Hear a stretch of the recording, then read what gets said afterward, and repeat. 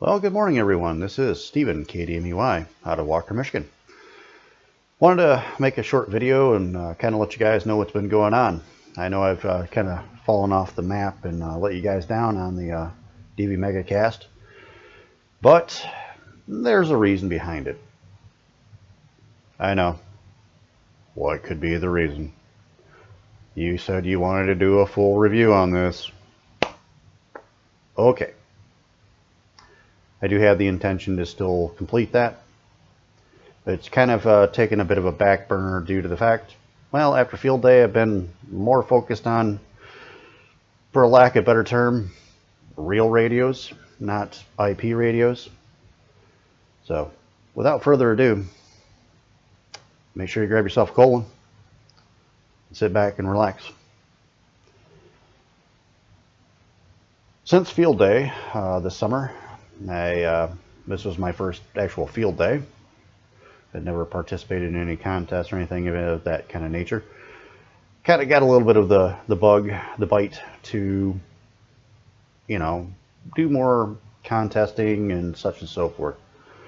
Well, today's episode is more focused on, I live in an apartment, and I wanted to, at least with the VHF contest coming up this weekend, July 20th, 21st, I believe it is.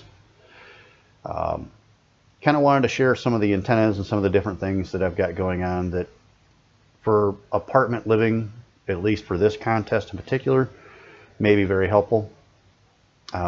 This contest is strictly VHF, so it is 2 meter and 6 meter. There's no microwave allowed. So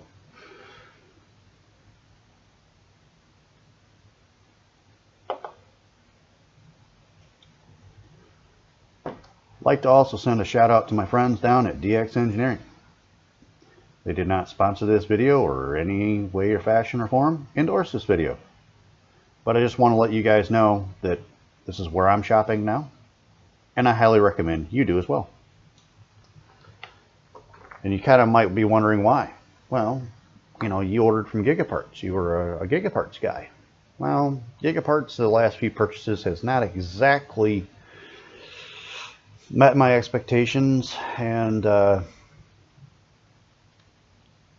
these guys are just as good, if not better, and they're actually closer. So if I order something here in Michigan, they're located in Ohio by, say 2 or 3 o'clock in the afternoon, usually it's at my door the next morning, if not later in the afternoon.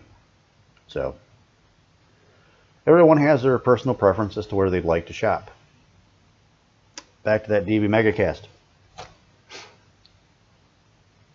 Gigaparts is the only place to get this, other than through their direct website. Combitronics, I believe, is where they are. But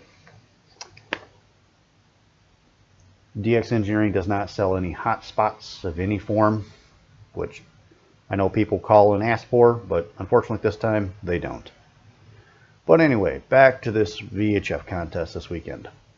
I live on the 3rd floor of an apartment building with a balcony, and I can't permanently affix anything to the structure.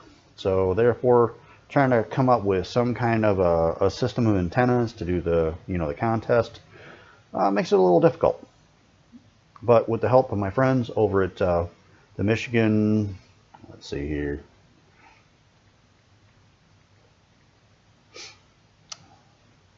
Michigan VHF UHA Society. If you want to visit them, it's mivus.org. Mike India Victor Uniform Sierra.org. They're a good group of guys. They have a regular net on Sunday nights at 9:30 p.m. 144, 155 simplex if you happen to be in the area. But this is one of the antennas that I was loaned. This is a 2 meter Omni, and now granted, with omnidirectional antennas, this is not the only one I have, you're going to have no gain.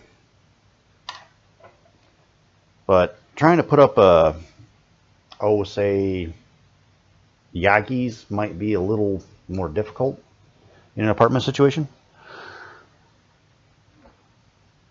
Said I didn't have just one. For this weekend, I purchased from DX Engineering a 6-meter Omni. But once again, no gain. You know, you're basically running what you're running. You're not going to do the best in the contest, but given the situation that I have here in an apartment, it is certainly something that I can work with. The antennas are, obviously not too out of control, too heavy. That 6-meter Omni was roughly about 2.5 pounds. I've got a piece of PVC piping that I bungee cord to my balcony, and as well as I have a tripod with what is it? I believe about 11-foot piece of pipe that goes into the center of it as a mast. So I have a couple options out there, but it's nothing too easy to do. The PVC pipe is about a 14-foot piece mast.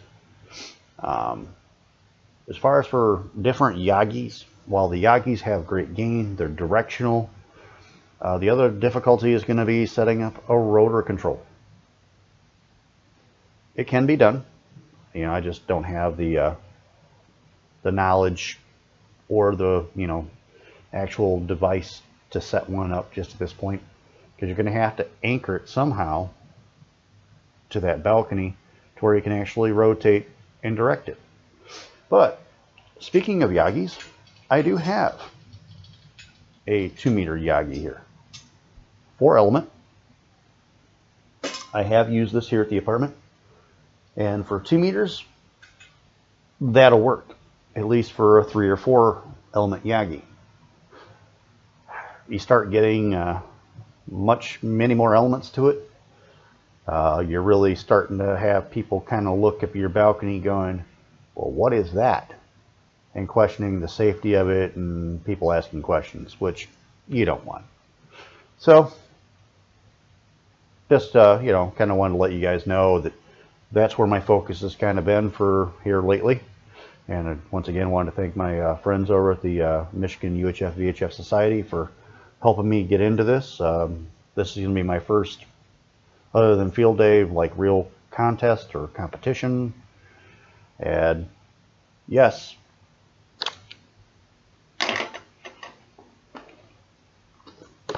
this is still on the slate to be, finished, tested, and a video done on it. But this is an internet protocol radio. I've been doing more with actual real, even if you want to say fusion radios. They're, my 991A, my 400 XDR. I've got a 480 SAT Kenwood that I'm looking to get set up and working, but I've been working predominantly with a couple of different digital modes on, basically they're VHF and HF modes, FT8. I've been working a lot with another program that I'm hoping will take off. I'd like to see some more development done with it, but that'd be JS8 Call. It is a good mode. I could see some improvements that need to be made, but overall it does offer, some of the, deep, hearing that FT8 gives you, but it also gives you a much slower, but you have the ability to type in messages and send messages kind of similar to PSK31. But like I said, it's slower. I think it's 13 characters per the 15-second transmission that it does. So you more or less have to try to keep your messages short, or it takes a bit. But it is definitely a step in the right direction, and I'm glad to see what they're doing with it. I've heard about a new mode here just the other day called FT4, which is, from what I understand, more for HF communications. FT8 currently has a 15-second window where it transmits and then listens, and then transmits and then listens every 15 seconds. Well, this new mode is 7.5 seconds. So it's quicker, but you lose some of that deep listening, or that ability to pick those signals out that might be tougher to get. But once again, it's another tool in the toolbox, another weapon in the arsenal of maybe this one ideally doesn't work for this. This is more suited for it. So let's go ahead with that one. But with that, I want to say, thank you to everyone who is watching, and hopefully if you like what you see, subscribe. If you don't, you're more than welcome to leave comments. Let me know what's going on with you. And here we go. Thanks again. Grab yourself a cold one. Enjoy your day. KDMEY, 73 to all. Have a good day.